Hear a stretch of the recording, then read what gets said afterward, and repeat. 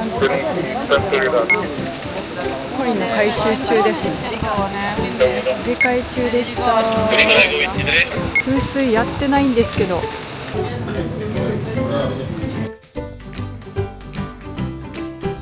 なんかさ、こうしてみるとちょっと怖い感じ。座席はこんな感じです。正面向かいのとだいたいね、進行方向逆方向に椅子が設置されてます。で、奥がカフェで荷物置き場もあるけど、早いもん勝ちみたいな感じなんで、早く来た人から埋まっていきます。はい、ということで、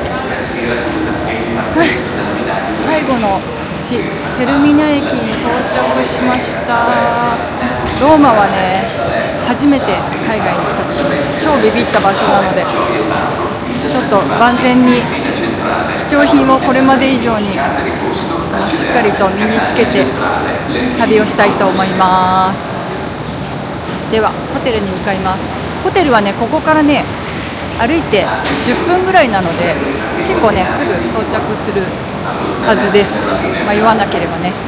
あとね、雨降ってない。よかった。今11時22分です。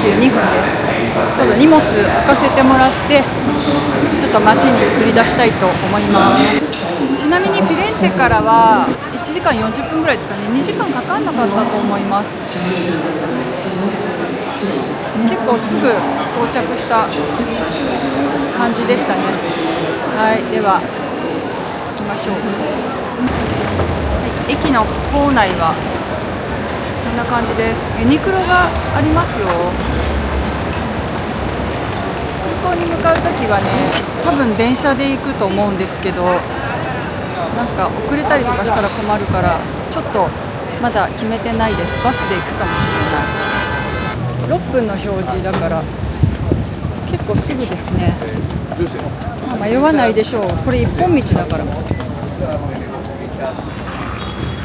んか初めて来た時ね、テルミナ駅めっちゃ怖い印象があったけど、ほらユニクロって書いてある。日本のとそのまま同じです。しかもバス停がすぐ近くにある。ありがたい。一番駅から一番近いホテルがローマになった。目の前にスーパーみたいなのもある。なかなか道はいいんじゃないでしょうか。そして多分ちゃんとホテルだと思います。なんか昨日のフィレンツェのところはちょっとねテンションの下がる部屋でしたね。さあ今回はどうでしょうか。はい、ここだな。ホテルレジオです。どこだろう、入り口。わあ、ライオンがいる。いきなり。わあ、ちゃんとホテルだよ。よかった。これだよね、ホテルっつったら。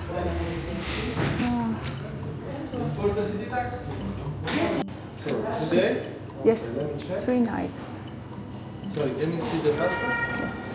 今回宿泊するホテルはここです。レジオホテルって呼ぶのかな。ちゃんとホテルでしたね。よかった。で、ちょっとね雨が残念ながら降ってますので、傘さしてこれからもう一回駅に向かってチケットを買いに行きます。でもね、部屋入れなかったです。残念ながら2時に戻ってきてねって言われました。で、目の前がこんな感じでスーパーになってます。これさ、6ボトルで2ユーロだった。安いね。今、テルミニ駅の地下に来ました。地下鉄に乗ります。で、地下鉄のチケットは24時間券、48時間券、72時間券があるんですけど、私は今回48時間券を購入しようと思ってるんですけど、これから今日はですね、バチカン市国のツアーに参加します。日本語のツアーを申し込んだので、3時間ぐらいのツアーになるんですけど、その待ち合わせ場所の方まで行っちゃおうと思って、でこの辺りでちょっとカフェで時間潰せればいいなーっていうふうに思ってます。地下鉄が A と B って分かれてて A に乗ります。さあ無事に行けるかな。こんな感じで路線図が出てますね。多分ほとんど私はバスを使う予定なんですけど、私はねこのチクロという駅でした。なのでこれから向かいます。もう先に行っちゃいます。迷わないように。というかね、暑くって脱いでこようと思ったんですけど、もうめんどくさいからいいなと思って。あ、これかな。メトロのチケット。これですね。メトロバス。タバキで購入しようと思います。ボンジョルノ。Can I have a 48 ticket, please? One. 買って買いました。ちょっと72時間と迷ったんですけど、もし買うとなっても1日券がいくらだったっけ？1日券が7ユーロなので、まあ、その時は追加して買ってもいいかなと思って、バスチニっていう方面に乗れば大丈夫みたい。よし、じゃあ行きましょう。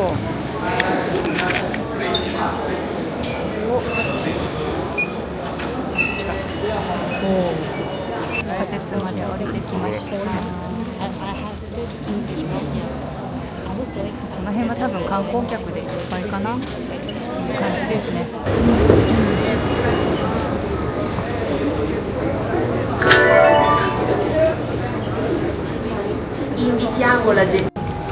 めっちゃ混みなんだけど。次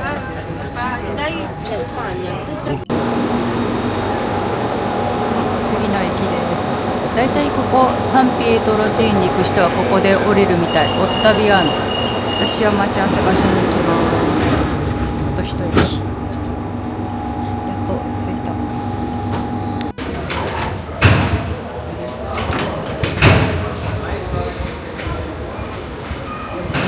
チケット売り場はこんな感じでしたね。私見つけられなかったけど。出口ここしかないからこの辺りなんだろうね、待ち合わせ場所。まだね12時55分なので待ち合わせまであと40分ぐらいあります。ちょっと、ゆっくりする場所を探したいと思います。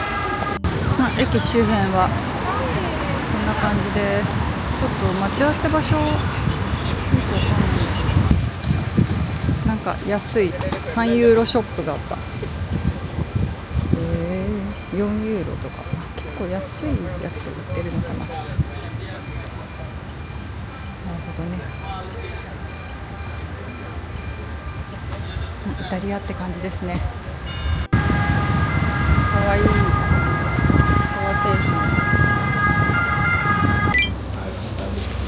こんな感じでちょっと軽くお昼を食べることにしました。マルゲリータピザとライスコロッケ。これちょっと楽しみにしてた。B 級グルメなんですけど、こんな感じでチーズが入ってる。美味しそう。これ2つでもよかったんだけど、ピザに変えました。すごいんだけどチーズが。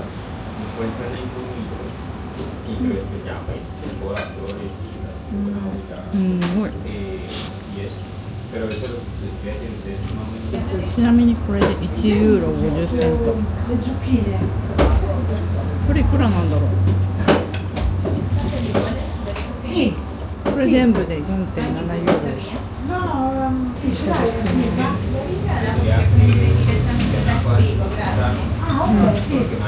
い。焼き直してくれるんだよね、食べる時に。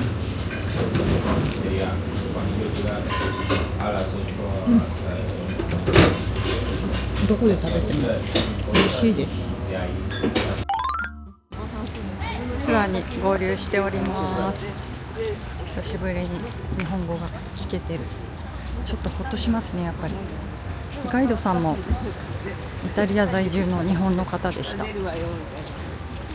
の先っぽになんかくっつけてるので、今バチカンに向かってます。私はモナコに春に行ったんですけど、モナコは世界で2番目に小さい国で、今度行くバチカン市国は世界で一番小さい国です。バチカン市国ね、過去の写真見てたらね、1回行ってるんですよね。だから今回2回目ですね。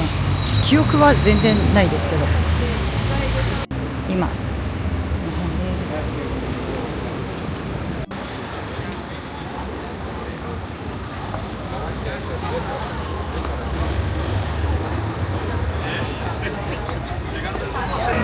見えてきました。バチカン四国、すごい列が並んでるんですけど、あれがチケットの列ですね。すごいよ。向こうの坂の下の方まで、この壁が全部国境を分けている壁ですね。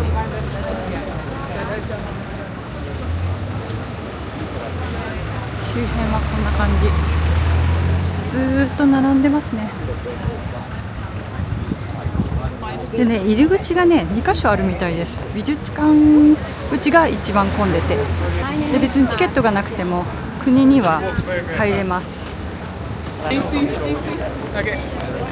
さあ入っていきます。やっぱ入線の方がいいね。雨降っちゃってる。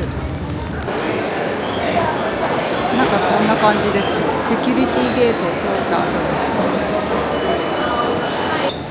入ってきました。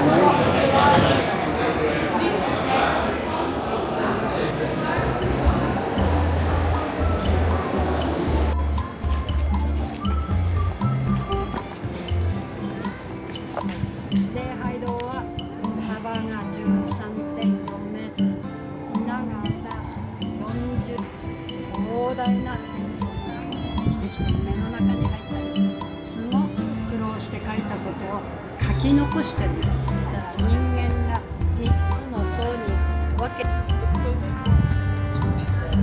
ヨークの国連の本部の前に1つ、だからローマの外務省の前に1つで、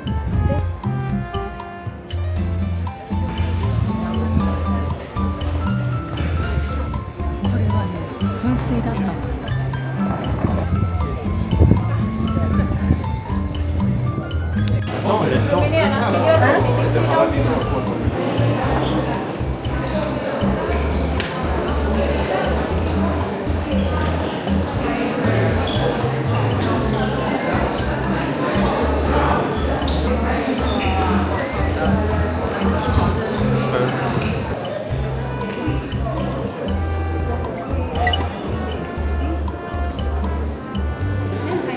1506年にコロッセオの近くで見つかったの。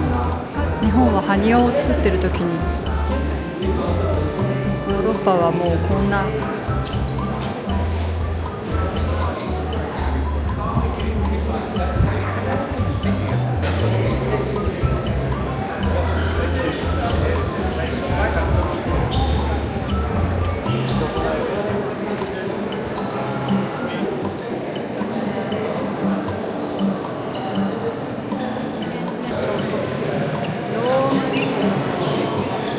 これを意識してキリストの裁くキリストから文化されている。今掘ったって言ってもおかしくないと思いません。現代彫刻。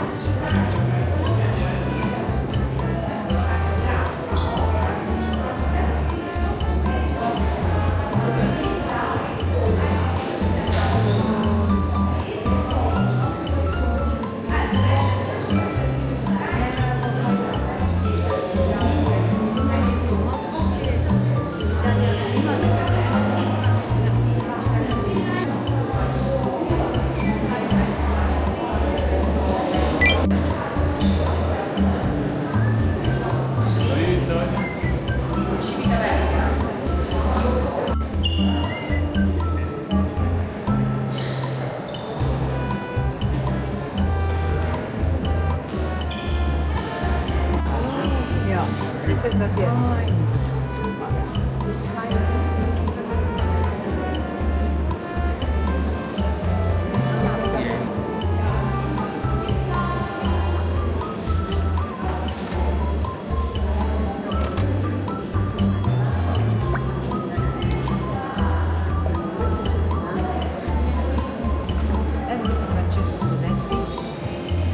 left, below, behind the monk, is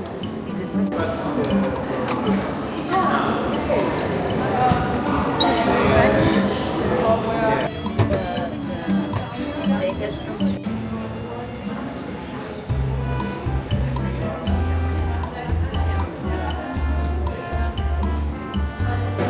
Stanza di Everton.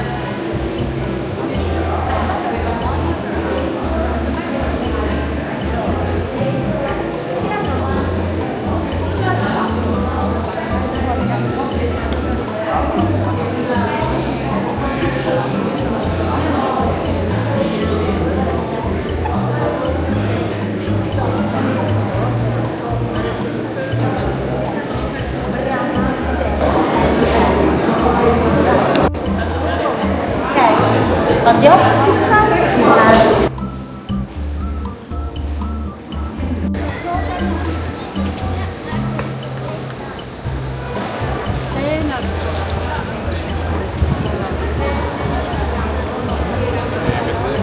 で中はこれお写真 OK です。絵のように見えてくるものモザイクだから追っかけられてなくなるんです。その息子を抱いて銀を通ってる場面、ここのところにミケランジェの唯一の名前が入ってる。7メートル、全部これモザイクです。下ばっかりじゃなくて上の方もちょっと目をサンピエトロ寺院の中に入ってきました。今ねちょうどツアーが終わって4時15分です。すごい分かりやすい方でした。勉強になりました。なんか昨日も美術館見てきたけど同じような説明欲しかった。そのぐらい分かりやすかったです。やっぱこれはねツアー申し込んで大正解ですね。しかも1人で回るとね私永遠に時間かかりそうだったわ。でこのサンピエトロ寺院の説明は入っていないので各自で見て回るという感じです。その代わり外並ばなくていいので良かったです。でこの国に入るのには無料なんですけどすごい行列に並ばなきゃいけないんです。それがネックですね。でやっぱりここも改装中です。全景が見れなくて残念ですけど私はね昔ここに1回来てるんですよね。すごい名前だけ記憶に残っていてでも中の内装までは記憶にないんですけど30年ぐらい前に1回バチカンは来てます。じゃあゆっくり回りたいと思います。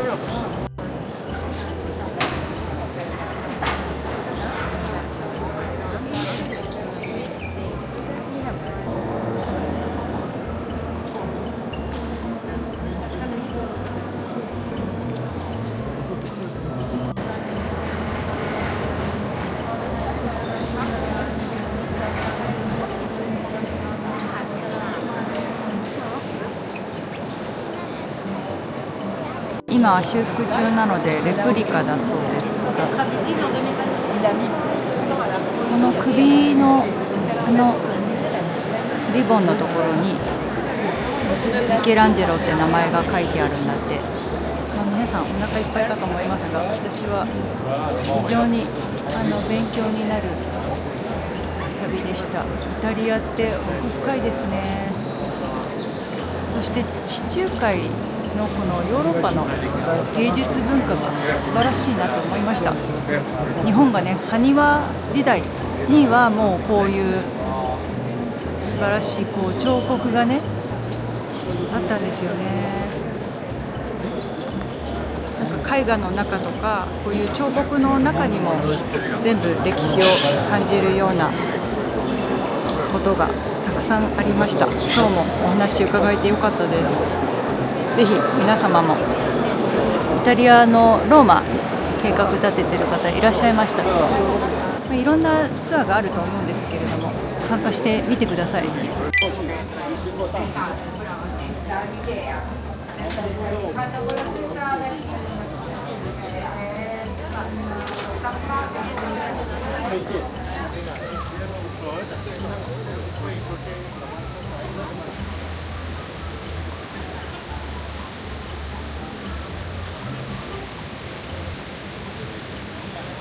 さっきね来る時に調べてたんですけど、この一番向こうに見える柱は全部4本ずつ立ってるんですけど、これがね1本に見える場所があるそうで、多分ここだと思います。この丸いところにこのセンター書いてあるんですよ。セントロ、ここに立つとですね、この柱が全部1本しか立ってないように見える。本当ですね、すごい。ちょうどこの塔の真ん中にあります。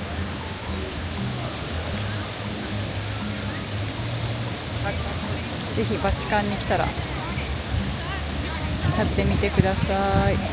一本柱に見えたのがこれです、ね、全部で4本で立ってるんですよ。面白いね、角度によって。でさっきより雨がすごくなってる。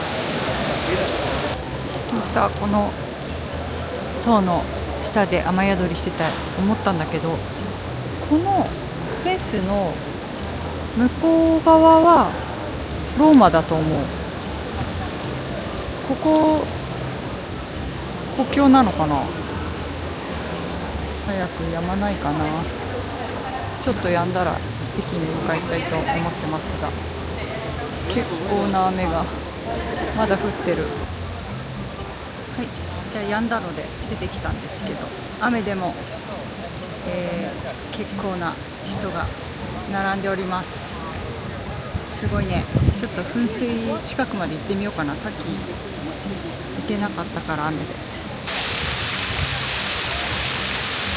なんかイベントかフェスティバルかなんかがあるのかな。世界で一番小さい国です。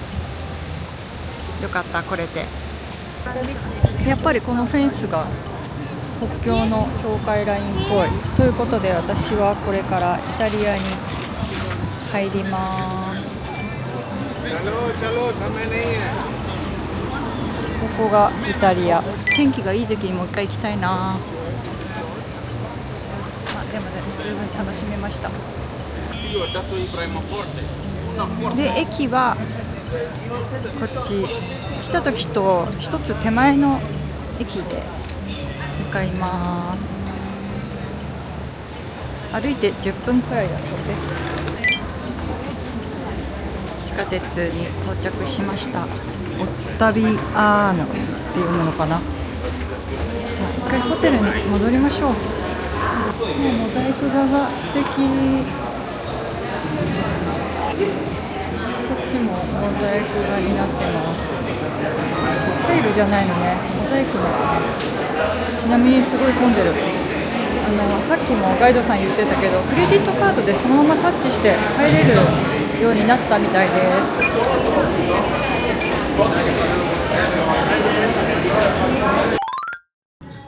20ユーロします。ヒートテックウルトラだから超極暖か。超極暖20ユーロ3400円ぐらいで、多分安いヒートテックが 14.90 だから日本で買いましょう。ウルトラライトダウン、私も持ってるやつ 79.90 だって。最近できたばっかりだと思います。なんか洋服足らなくなったら買うしかないかもね。買うっていう選択肢もありですね。ホテルか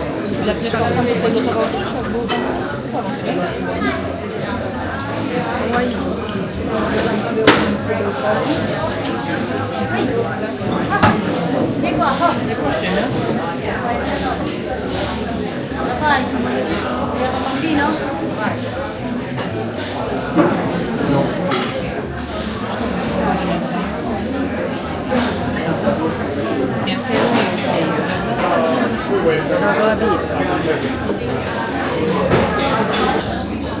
は何を頼んだでしょうか。楽しみ。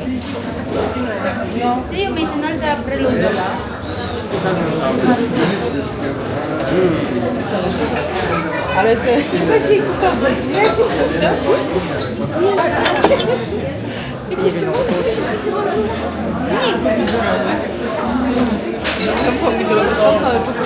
来ました。私が想像してたのと全然違うけど、肉が食べたかった。よかった。食べたい。な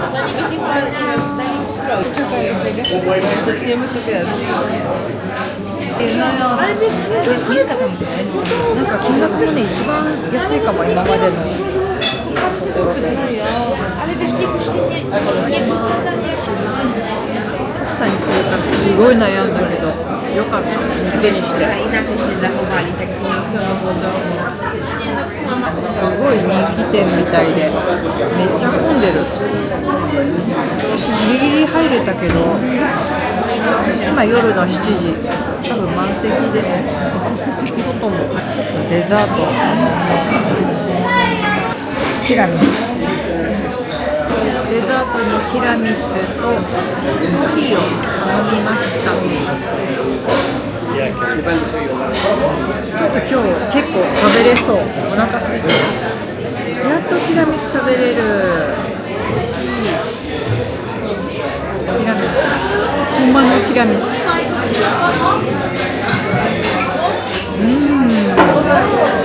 ゴールちょっと酔っ払ってるかも。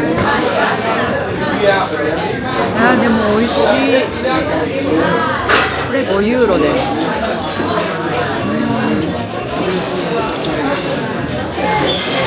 美味しい。昨日の朝カフェでマリトッツォを食べたんですけど、あのマリトッツォもすごい美味しかったの。また食べたいな。このティラミス本当に美味しいよ。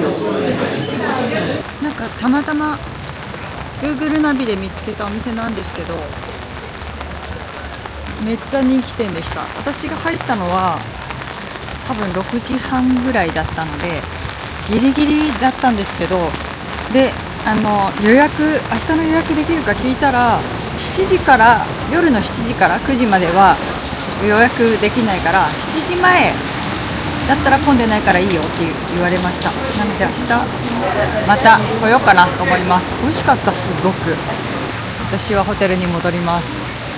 しかもさ、すぐ目の前です。このグリーンのホテルレジオっていうところが私のホテルなんで。めっちゃ雨降ってた。でもなんかローマの初日美味しいの食べれてよかったです。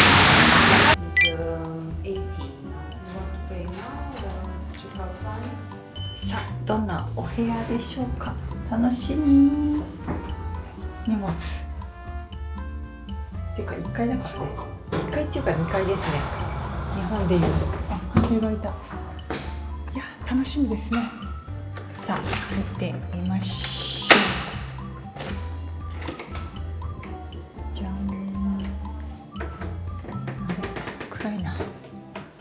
いや、こんな感じです。よかった、ホテルよ。いや、もうこのつもりでいたのよ、フィレンツェも。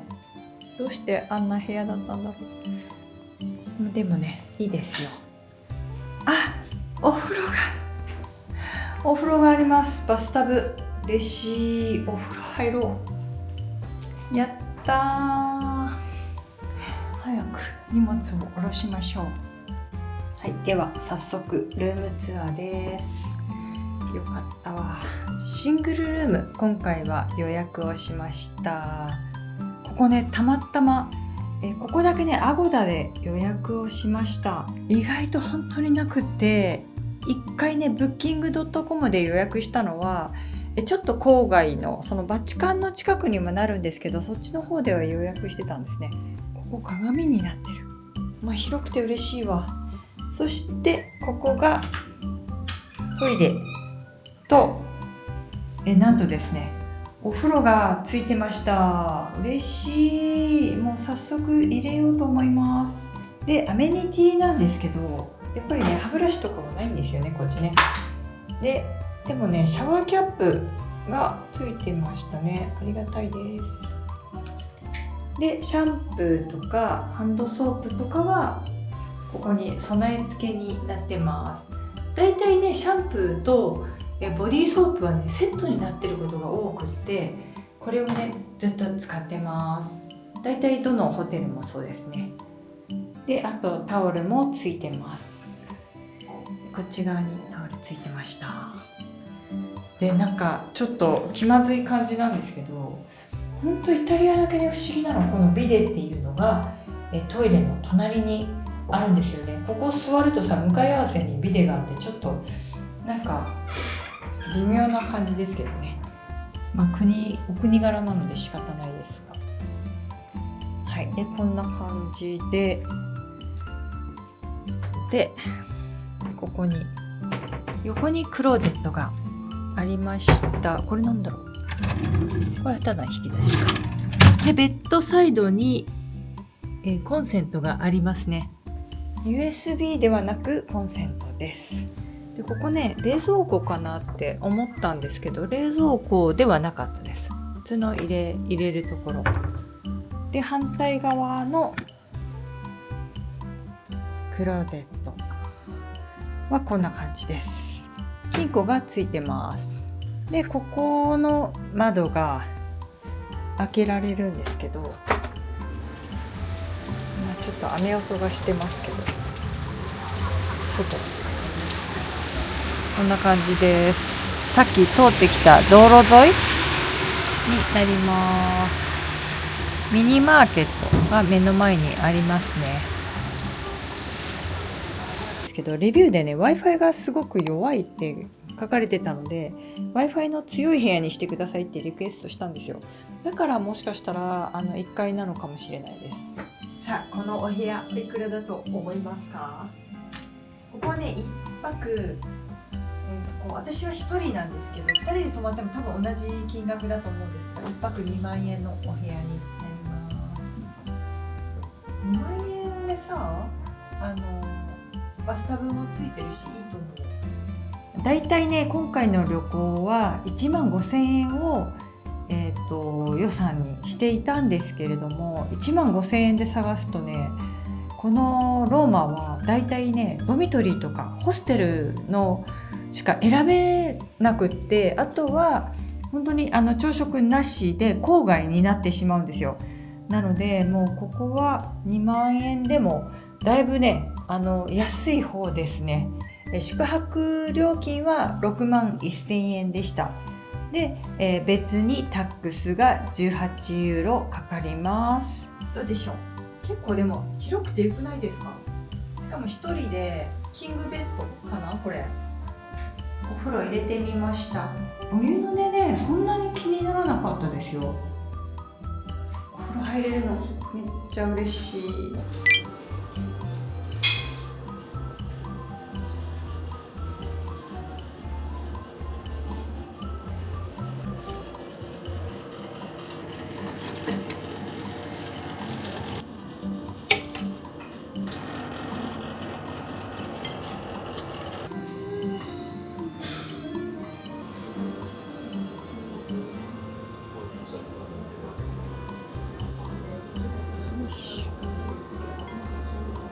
多分ね3日間同じような朝食だと思いますが、しっかり食べて動きます。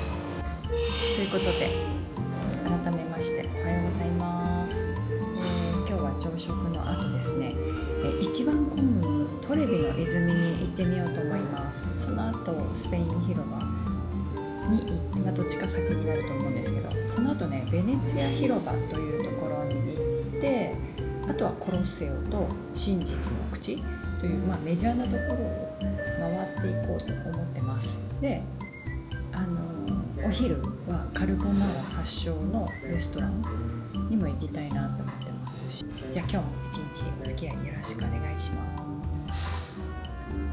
チョコレートタルトみたいな感じ。黒。何これ、ラズベリーのブルーベリーかな。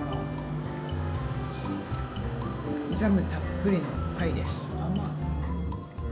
そういえばね、あとね、まだ食べてないものあるんですけど、イタリアっていうとイカスミパスタとカルボナーラとなんとかペペっていうのがあって、それが三大パスタらしくって、でそのなんとかペペっていうのは比較的ね家庭の味らしいんですよ。だから当たり外れあるみたいなんですけど、もしカルボナーラ発祥のお店で今日カルボナーラ食べられたら、今日の夜は昨日のレストランでなんとかペペっていうのを食べてみたいなって思ってます。見て、こんな感じでオープンサンドを作ってみました。かぶりついて食べます。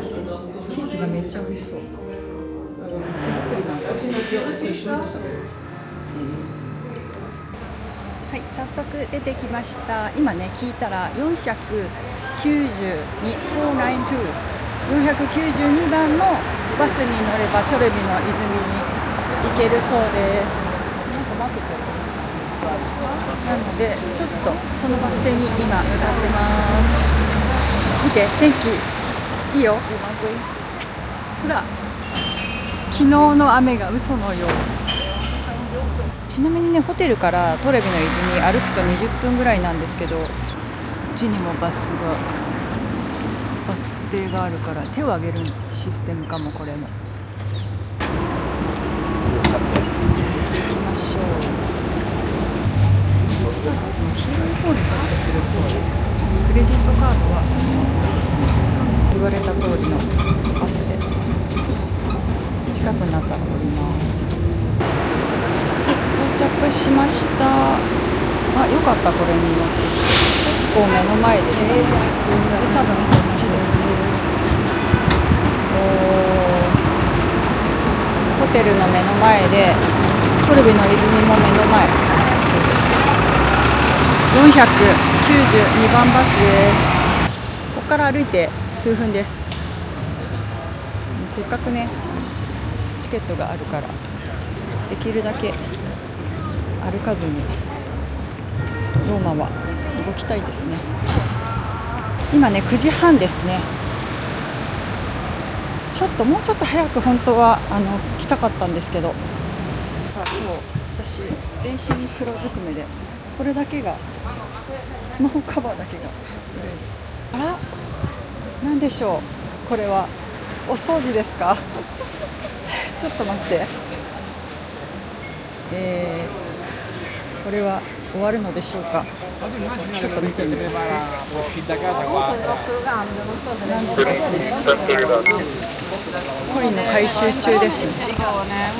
入れ替え中でした。風水やってないんですけど、オーマイガッドです。ちょっと私が帰る日曜日まで終わるといいんだけど、ちなみにですね、9時半でもうこの人ですよ。こ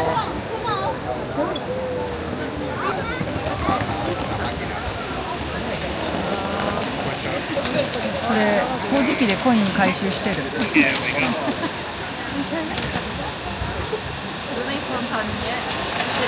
いね。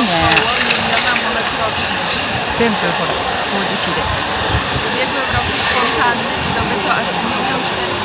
ちなみに昨日ちょっと調べてたんですけど、トレビの泉はこれからなんだろう、オーバーツーリズムで問題になってるので入場料を取るようになるそうですよ。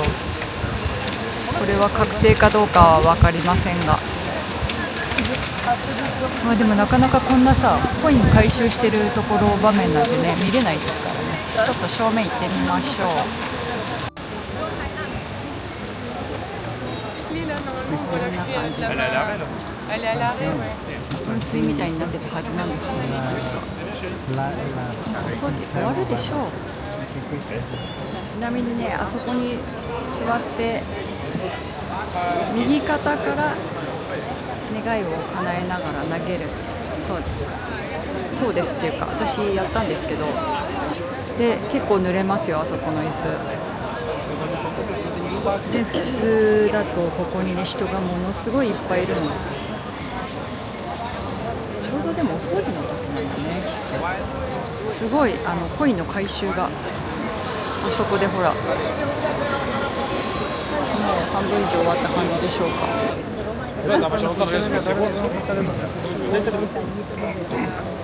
誰もいないトレビの泉、貴重です。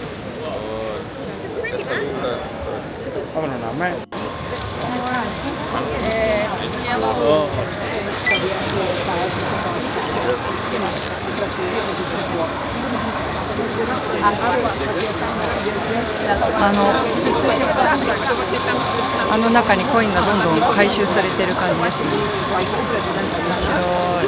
そして動画を撮ってらっしゃる。貴重なシーンですね。ある意味コインがいっぱい。すごい。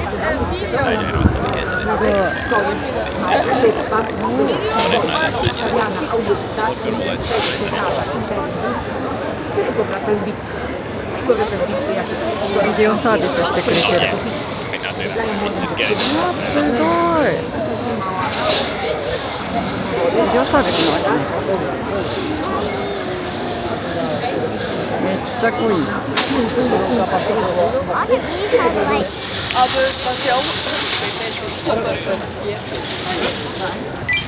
では買いましょう。なんか面白いの見れましたね。お、馬車が来た。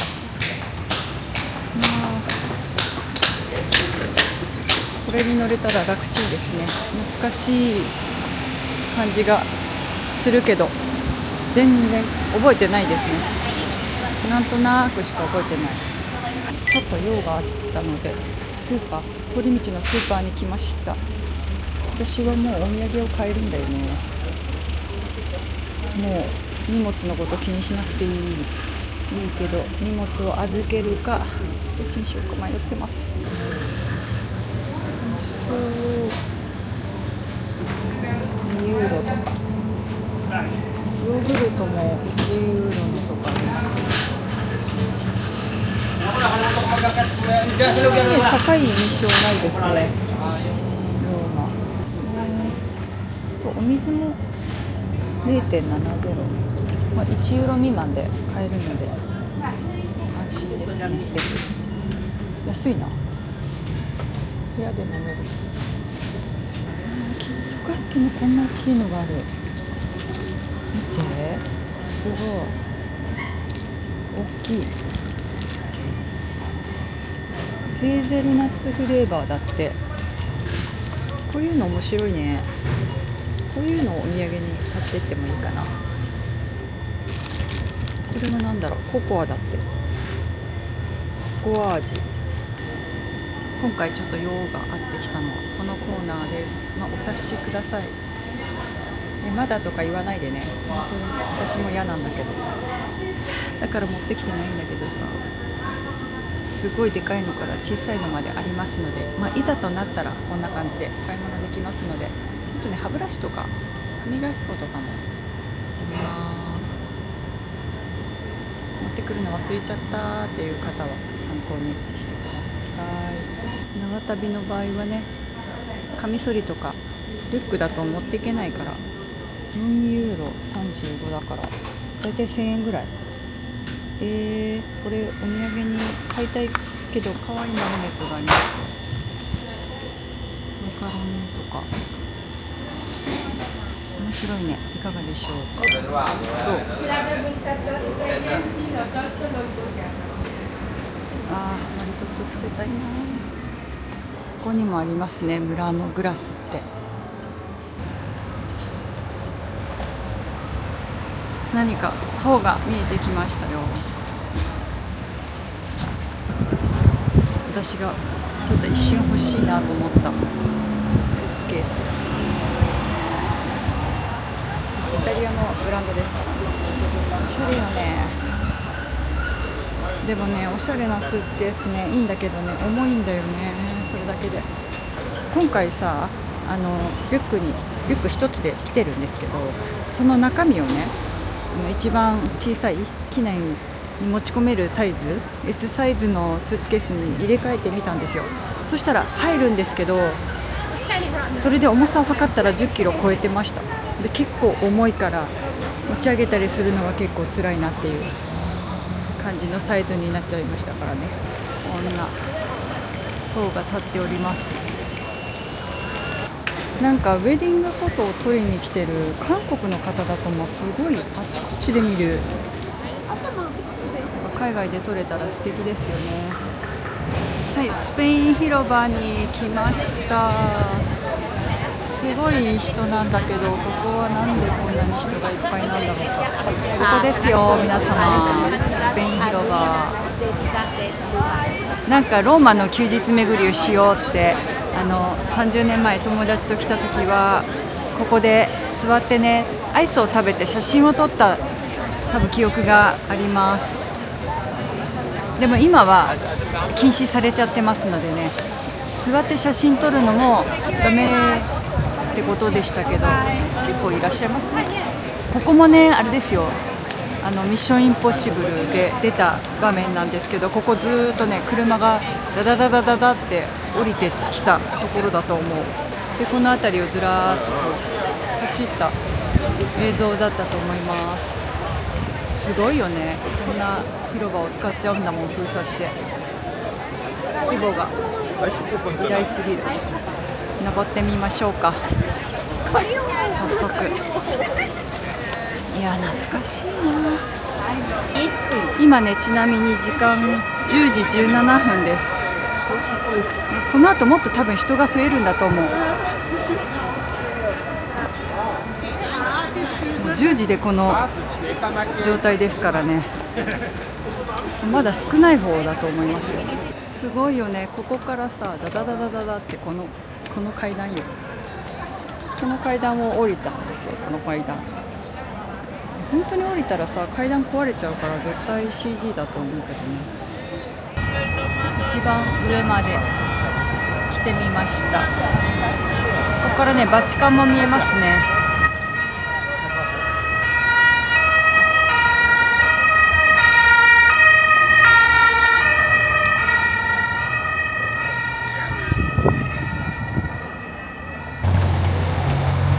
教会のところを登ってみましょう。教会なのかな、大聖堂かな。ほらちょっとずつ見えてきました。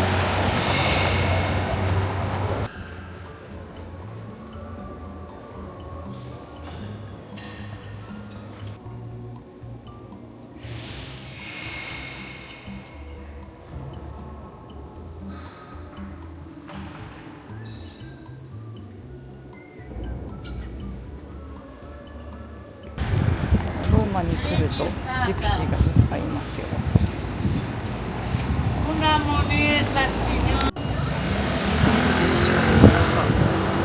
ちょっとこのカメラだとズームの限界がありますが、一番奥の白い建物が昨日行ったサンピエトロ大聖堂になります。季節の変わり目だから天気が変わりやすいって昨日のねガイドさんもおっしゃってました。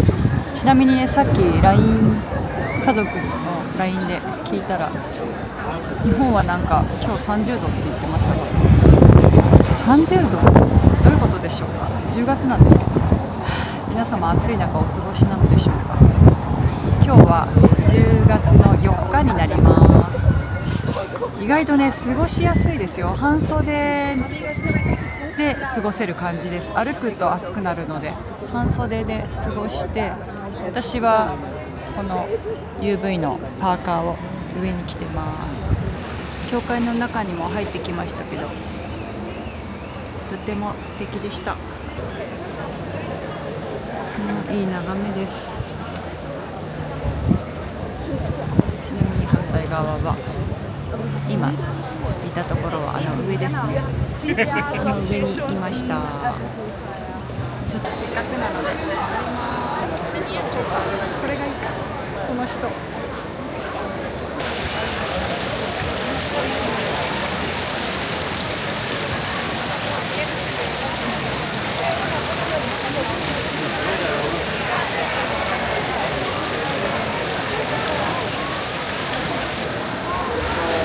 スペイン広場を背にして今ね大通りの方に向かってます。 Google ナビねバスが出てこないんですよね。多分ローマってね時刻表がないんですよ。だからかなと思うんですけど、大通りでその向かう進行方向に向かう一通みたいになってるから、その道路にちょっと向かってみようと思います。でここね、なんかブランドブティック街みたいな感じになってますね。カルティエとかある。ヴィトンもありますね。これユーロだってさ、110何円とかいうの時に来てますからね。高くて120円ぐらいだったのに、今もうそこから40円50円って上がってるからね。ヴィトンの窓ガラスのディスプレイがめっちゃおしゃれですよ。素敵です。すごい懐かしいショップを見つけました。ベネトン、私が学生の時に唯一手が届いたブランドですね。イタリアでもローマに来た時お土産に買ったような気がする。なんか思い出したんだけど、ローマでねネクタイを買いましたね。そういえば当時付き合ってた今の旦那さんにカラフルなローマのネクタイを買ったのを思い出しました。なんかバスが待てと暮らせど来ないので、ちょっと近くのデパートの中に入ってみました。すごい建物も古いけど中の天井もすごいね。あと足元のモザイク、いやめっちゃ素敵なんだけどかっこいい、おしゃれすぎる。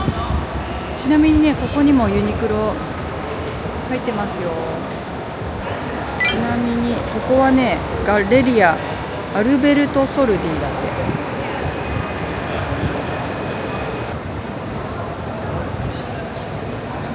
そこに塔が立っております。あちこちに塔があったり噴水があったりしてます。では向かいましょう。がリーリだって。一本道中に入ったところです。もう Google ナビであと歩いて5分ぐらいのところにあるので、ちょっとパンテオン宮殿先に向かいます。なんとコインをねアクセサリーにされてる方がいらっしゃって、見てこれ100円取れるかな。100円だよ、ほら。すごい。すごい。 Do you have Instagram? Do you use Instagram? Yeah. Oh, it's Roma's coin. ここちょうど通り道で素敵だったので、アドリアーノ神殿と言います。でここちょっとね面白いのがね、このね下見るとこんな感じで基礎がずっとこの今の地面より低いんですよね。石が積み上がってます。あそこもなんか入り口みたいになってますね。不思議な建物ですね。まあ歴史のある建物だと思います。ところどころ欠けたりとかしてるけど、すごいね。もうなんか紀元前のものが今現代に残ってもなんか違和感なく見れるのがやっぱりこの地中海文明っていうんですかね。地中海のこのヨーロッパの文化すごいな本当に。はい、見えてきましたよ。結構のんびり歩いてきちゃったから今11時半ですけど、すごいね。やっぱりここも人がいっぱいだね。どこもかしこもですけど、結構あちこちでね今工事してますけどね。パンテオン宮殿の周辺も工事してるみたいな。宮殿は見れましたね。なんかどうなってるんだろう。ここは来た記憶全然ないんだけど、ここもやっぱりチケットがいるんでしょうか。はい、こんな感じです。やっぱりねここもチケット並ぶみたいです。でチケットがね多分オンラインでも買えるけど、こうやって当日来るとチケット並んで買わなきゃいけない感じ。本当ね、たくさん宮殿見てきましたからね、どこも本当に素敵なんですよね。もう外観だけでお腹いっぱいな感じですけど、ちょっとね周辺だけでも映していこうかな。でここのウィキペディア情報によりますとですね、これはね西暦118年から125年に建立された有名な神殿なんだそうです。ラファエロのお墓とかルネサンス時代のお墓があるそうですよ。っていうかすごいね、118年ってさ、今からもう1000年、もう2000年近く前ってことですよ。日本がさ埴輪とかやってた頃ですよ。なのにもうこの芸術的な建物がヨーロッパでは繰り広げられてたわけですよね。私ギリシャにも行ったことあるんですけど、ギリシャの建物もすごくね有名な建物いっぱいあるんですけど、でこんなさ芸術的なものがもうすごい、言葉を失いますね。なんか私語彙力なくて本当に申し訳ないです。なんかどうやって表現していいのかわかんない。では次に向かいましょう。でこの後ねコロッセオの方にも向かいますので、よかったらお付き合いください。外側です。ここもすごい数のレンガが積み上がっております。ぐるーっと一周しております。この下どうなってるんだ。わあ、結構深いんだ。すごいね。お城がよく残ってるよね、現代に。そしてさ、違和感ない。すごいな。パンテオン宮殿来られることがあったら、後ろ側も回ってみてくださいね。一周ぐるっと一周されるといいですよ。素晴らしい眺めです。この後コロッセオにも行くんですけど、コロッセオもねすごいですよ、大迫力。うわあ、こっちもすごいね。これずっと本当は建物がこうあったけど壊れてこういう風になってるんだと思うけど、それでもさ現代に残ってるんですよ。西暦100年とかそのぐらいのものが。サンタマリア・ソプラ・ミネルヴァ教会だって。ゾウさんがいます。なんか本当にすごいね。こっちもこっちも。今大通りに到着しました。ここはジェズ教会というそうです。ここも結構大きな教会ですよ。ずーっと向こうまで続いてます。いきなりさ街中に、街中っていうの、道路の途中に見えてきた場所です。うわすごい。も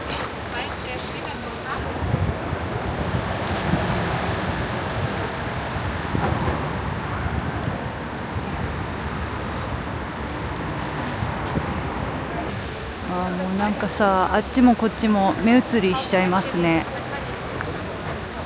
なかなか目的地にたどり着けません。楽しいけどこんな感じです。うわ鐘が鳴ってますね。今ちょうど12時です。で私今日お昼ランチねカルボナーラ発祥のレストラン行こうと思ってるんですよ。そのオープンがね12時半なんですよね。だからコロッセオ行く前にそっちに先に行こうかなと思います。カルボナーラ楽しみですね。お腹空かせるためにちょっと歩きましょう。もうちょっとなんですよ広場。てかもうさここ広場なのかな。ほら今私がいる場所、ここ広場なの？そんなことはないか。もうちょっと先かな。ちょっとさっき通りからさあ見えてきました。すごいね。ここもまたちょっとメンテナンス中みたいですが、ここに来た記憶があります。なんかすごいうっすらな記憶だけど、多分ここ来てるね。はい、到着です。すごいね、宮殿上登ってみようかな。黄金の方がいるところまで行きましょう。結構ね、これ上まで登れるんだね。みんな上行って景色眺めてるから。雨降らないといいな。なんかさっきからパラパラ来ていきなりザーッと降ったりするから、カッパ持ってくればよかった。衛兵さんがいる。上まで上がってきました。すごい眺めです。素晴らしい。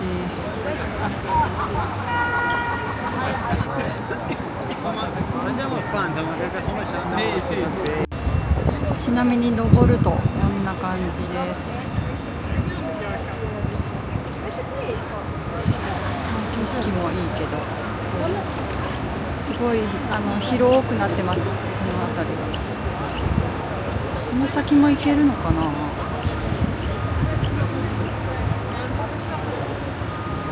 眺めもいいので、ぜひ上まで上がってきてみてください。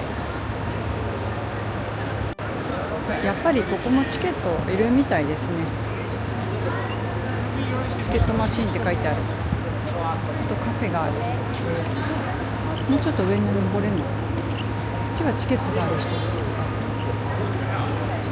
っちから降りましょう。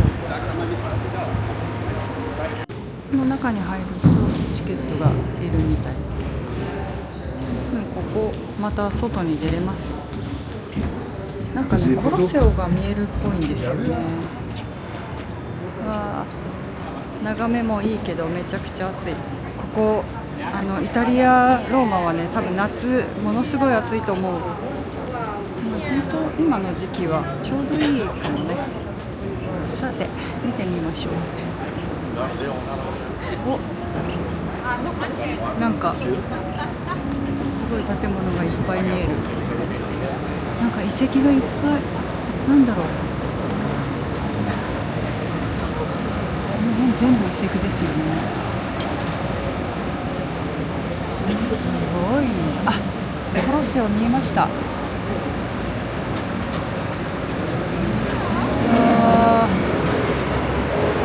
えますでしょうか、皆様。あれ入ってる。E quella là è dove siamo Laterano, guarda, lo vedi Laterano? Quello là con i cavalli. このベネチア広場のこの宮殿の一番上まで来るとコロセオ見えますよ。すっごい大きく見える。肉眼でね、今見てるサイズがこのぐらいしかないのか、画面では。もう結構大きく見えてます。でその下が遺跡みたいな感じになってますね。あっちもすごいな、人が。遠くから見ても人がすごい。ちょっとお昼食べてから向かいたいですね。目の前に見えてますけど、ちょっと写真撮って家族に送ろうかな。ここからこう上に登るエレベーターがありますね。チケット買わないといけないんですけど、きっと眺めは素晴らしいでしょう。この白い大理石と反対側はなんかね、レンガっぽい感じですけど、こっちもだいぶ古そうですね、建物。なんかね、電波がね非常に弱いんですよね。今1本しか経ってないの。でもバッテリーがやばい、15しかない。であろうことか私は充電器を忘れてきちゃったので、ちょっとカルボナーラ食べたら一回ホテルに戻らなくちゃ。ちょっと油断してました。ちなみに反対側から360度眺められるこんな感じですね。昨日行ったサンマルコ寺院はあれですかね、バチカン。やっぱ見え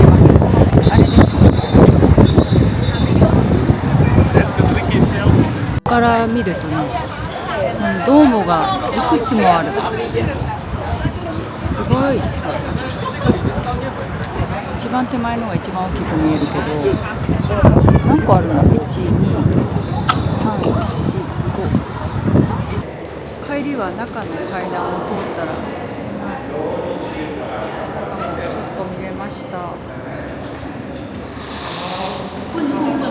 外もいいけど中も素敵ね。壁画がやっぱり多いです。壁画っていうのかな、絵画が飾られてます。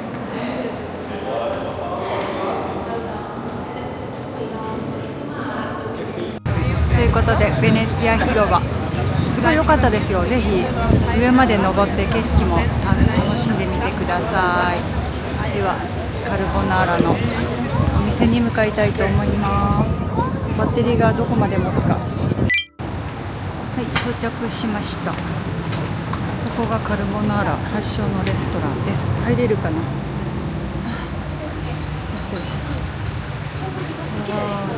落書きがいっぱいなお店。すごい天井まで。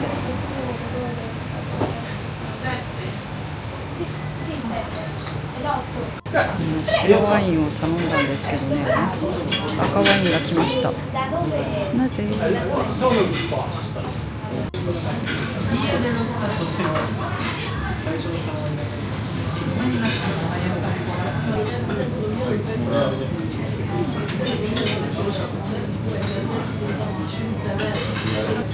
今2時ぐらいなんですけど、もう少しでお店閉店する。ティラミス食べたいんだけど、それで。すごい美味しい。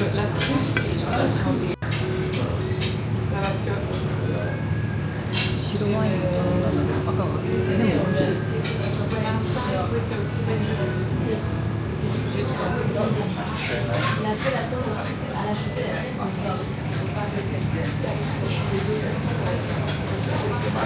ここはカルボナーラ発祥のお店なんだそうです。で、ものすごい日本人の方がいらっしゃいました。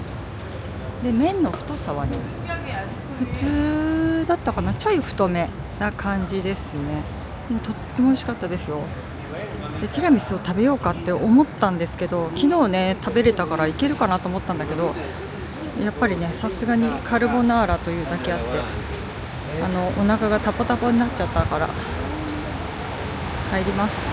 赤ワインがでも違うか、カルボナーラ12ユーロで多分サービスチャージが2ユーロかな。でワインが6ユーロで全部で20ユーロでした。6ユーロワイン結構お高めですね。でも美味しかった。赤ワイン久しぶりに美味しいワイン飲めました。よかった。なかなか自分でセレクトしないですからね。でもうねスマホの充電がなくって、さっきもメニューはね QR コードを読んで注文してって言われたんだけど、バッテリーがないからって言ったら黒板みたいなのを持ってきてくれちゃったから、もういいやと思って口頭で伝えたんですよ。でコロッセオの近くにメトロの駅があるんですよ。でメトロの駅に行っちゃえば私はもうスマホの充電がゼロになってもメトロで帰れますので、コロッセオに行こうと思います。でもすごいね、カルボナーラ発祥の地って。ここもすごい混んでる。さっきも気になったんだけど、アルトレスカリーニすごい混んでます。人気店なのかな、この辺。さっきのカルボナーラのお店は全然ガラガラだったんだけど、ガラガラって言ったらあれだけど、すごい入り口に入ったところのお店の方が混んでますね。さあコロッセオ見えました。今私の肉眼では見えてますけど、正面にちょっと向かいましょう。もうそういえばローマに来てからよく見るんですけど、このねラゲージストレージっていうところ、荷物が多い方とかホテルに預けるとまたさらに遠回りする方とかはそういうところを利用されるといいかもしれないですね。こういうの探すアプリなどもありますよ。真正面にねコロッセオ見えてますよ。ほらだいぶ目の前まで来ましたよ。すすごいね。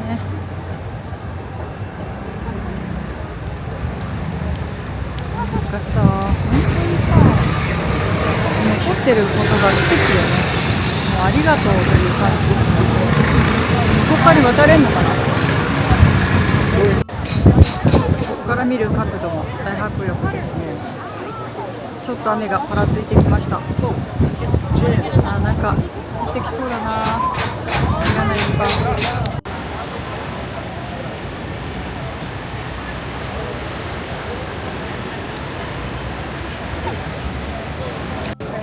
メトロの駅に来ました。目の前にねバス停になってて、85番のバスもここに止まるので、どっちか早い方で行こうかな。もうね、バッテリー、スマホのバッテリーが 1% になっちゃった。戻ってきて写真も撮りたいので、ちょっと一回充電します。結局メトロにしました。コロッセオ。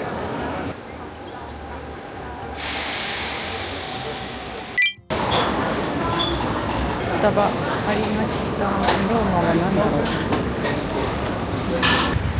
昨日行った夕飯のお店、ちょっと紹介したいと思います。リストランテラ・ファミグラって書いてある。ここね、駅から歩いて5分ぐらいです。テルミニ駅から。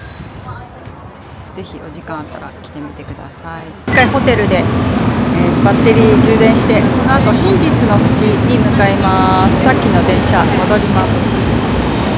やっとバッテリー復活。すごいね、この電車にさ、落書きがものすごい。っていうかローマもうちょっと痛かったな。あれ短いぞこれは。走れ。今駅を降りて、ちょうどねコロッセオの駅から一つ先に行ったところなんですけれども、真実の口に向かっています。コロッセオからも歩いて行くことができるんですけれども、ちょっとねそのままダイレクトに行きたくって一つ先で降りました。ここからもまだねちょっと歩くんですけど、で今見えてるのがですね、これもね古代ローマの遺跡なんですよね。でこれはねチルコマッシモというそうです。もう競技場だった跡地ですね。ちなみにコロッセオも競技場だったんですけど、あそこはね、処刑場としても有名なんですよね。昔はそういうね処刑をするところをこの高貴な人たちが眺めて楽しむという、なんかそんな今じゃね絶対考えられないような娯楽があったんだそうです。だからねコロッセオは皆さん行かれると思うんですけど、処刑場ですからね、ちょっと言い方あれですけどそうなんですよ。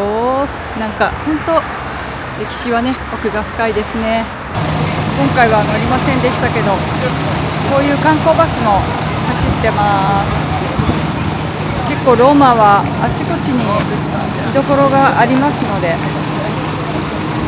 こういうバス利用されるといいかと思います。カラフルでいいね。イタリア国旗の到着しましたが、予想通り並んでおります。ということで並びます。これはね並んで、口の中に手を入れるというね行為をしますよ。ここも昔来たんですよ。写真も残ってるし、キーホルダーもね今の旦那さんにお土産買ったんですけどありますのでね、並びたいと思います。今4時36分です。そんなに並ばないと思いますが、やってもらえるといいな。はいチーズ、はいチーズ、はいチーズ、かわいい。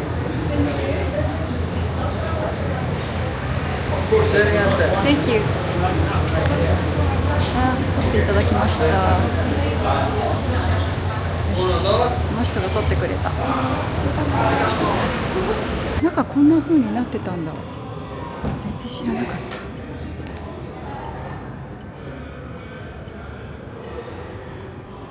撮れてるかな。なんか奇妙な感じですけど、まあいいか。ちょっと黒ずくめなの失敗した。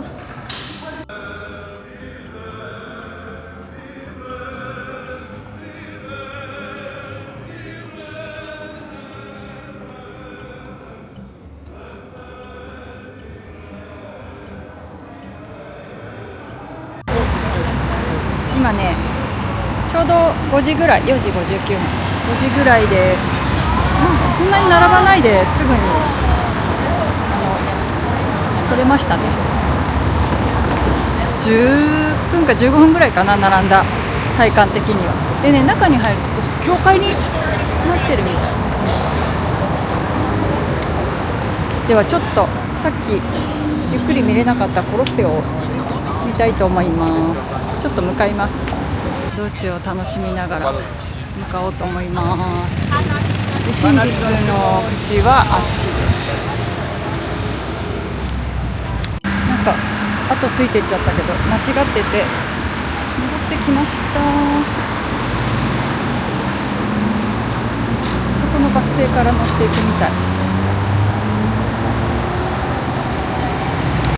ここでバスを待つことにしました。2駅なんだけどね、歩くよりちょっとバス乗ってきます。さっきさ、あっち私間違えて上の方に行きかけたんですよね。危ないな。なんかすぐね、人の流れについていく癖があります。あと10分ぐらいで来るので座って待ってます。コロッセオの目の前のバス停で降りました。すごいね。この角度から見てもすごい。さあ参りましょう。ちょっとね、この後行き先また決まったので少し急ぎ足で見ていこうと思います。ここもね、中入るのチケット必要ですけどね。さて、いろんな角度から見れますからね、コロッセオ。すごいですね、壮大。おかしいな。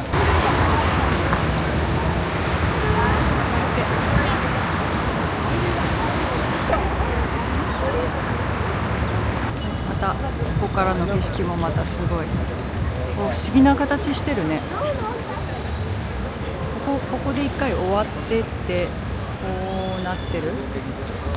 私は欠けてるイメージがあったけど、ちょっと違うところから見るとまた欠けてるのか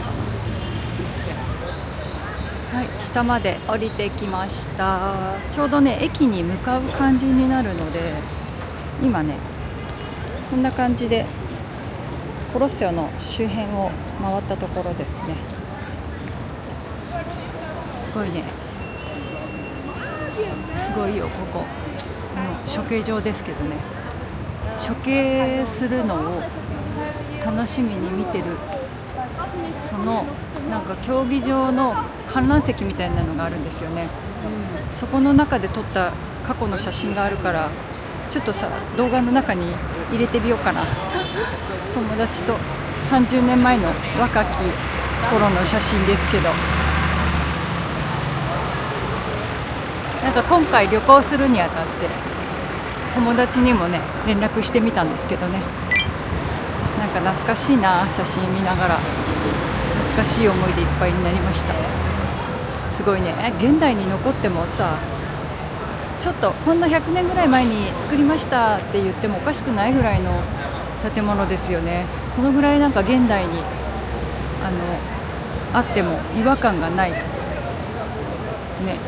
ローマの歴史は深いですね。本当にすごい。コロッセオはぜひローマ観光来たら外さずに見に来てみてください。時間があればね、中まで入られるといいですよ。中入るとね、なんかね、ドーム状になってて空間になってます。さあ、もう少しで目的地に到着予定です。私は今どこに向かってるでしょうか。ちなみにコロッセオからテルミニ駅で降りて A ラインに乗り換えたんですけど、 B ラインから A ラインにね、ものすごい電車が混んでて、降りるのにもさ、一番後ろの方から出なきゃいけないんだけど、誰も降りようとしないのね。日本でいう山手線みたいな大混雑の山手線とか総武線みたいな感じだからさ、エクスキューズミーとか言いながらさ、ぎゅうぎゅうぎゅうぎゅう押しながらなんとか出ました。よかった、出れて。もうすごい、誰もね、どけようとしないんだよ。すごい怖かった、本当に。ちなみにここはね、朝来たトレビの泉の駅になります。ちょっとサーチ不足で最初に来とけばよかったんだけど、閉店が7時ということで、今ね6時12分。ちょっとさっき見つけたばっかりなので、やってるかなどうかなってとこなんですけど、行ってみたいと思います。はい、ということで目の前にあるティッシュっていうのかな、生地屋さんです。ちょっとさ、ここ開けるの勇気いるんだけど、私ブティックみたいですよね。にちょっと行ってみたいと思います。ボンジョルノー。写真を撮ってもいいということで、生地屋さんではないけどファブリックショップだって。でも素敵だね。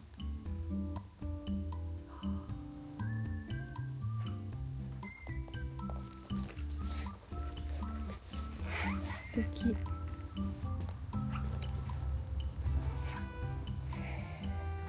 布屋さんとは違うけどね、ちょっと一見見れてよかった。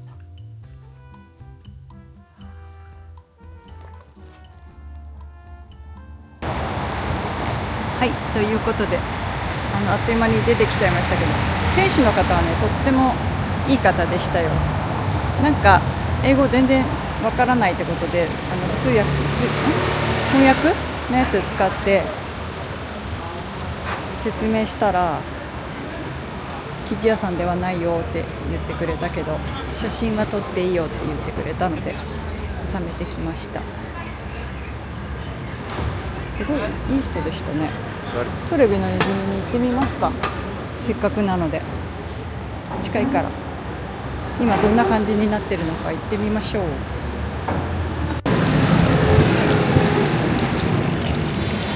すごいね、人が。朝の様子とその代わりにもう噴水になってますよ。こ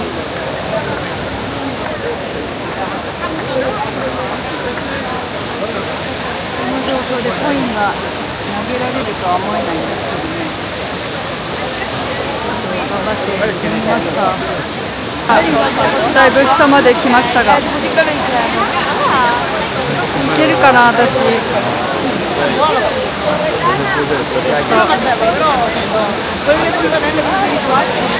頑張って行ってきましょうか。自撮りで。行きます。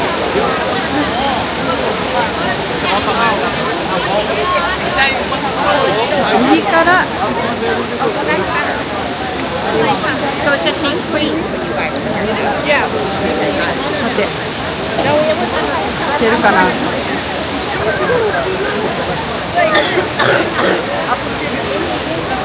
またローマに来れますように。トレビの泉の周辺はね、ジェラート屋さんすごいたくさんあるんですよ。ジェラート食べてないから食べようかな。どこにしよう。スモールで2つ選べるのかな。ここがなんかね、あっちにもあるんだけどね、全然人いないからね、やっぱり混んでるとこの方が美味しいのかなってちょっと思っちゃう。ちょっと見てみましょう。ティラミスある。何がいいかな。結局噴水の目の前のお店にしちゃった。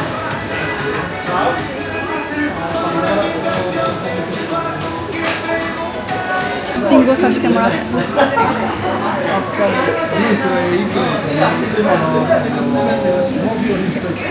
This one and this one。美味しい。このチーズケーキとね、このパイナップルにしてみた。美味しい、爽やか。グラッツェ、美味しそう。わあ、美味しそうだぜ。ここで食べよう。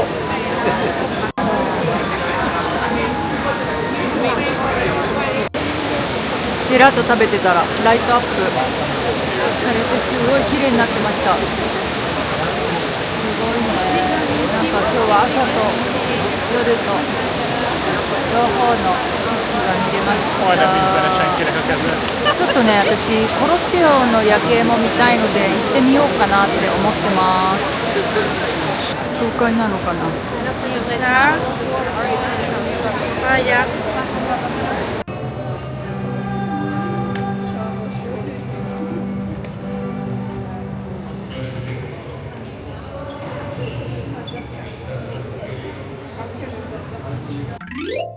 ちっちゃいバスに乗ってきました。来たのはじゃん。ここでコロッセオ夜景を見に来ました。今日はご飯食べに行こうって思ってたんだけど、ちょっとまた逃しそうですね。でもなんかお昼にカルボナーラを食べたでしょ。あれがね結構胃に溜まっててね、全然お腹空かないんですよ。でさっきアイス食べたのでちょうど良くなっちゃった。じゃあさっきの行ってない反対側の方回ってみようと思います。夜はさ、夜ですごく綺麗だけど、やっぱり昼間の方がねいいよね。見てきた。さっきもうちょっとこの辺まで歩けばよかったね。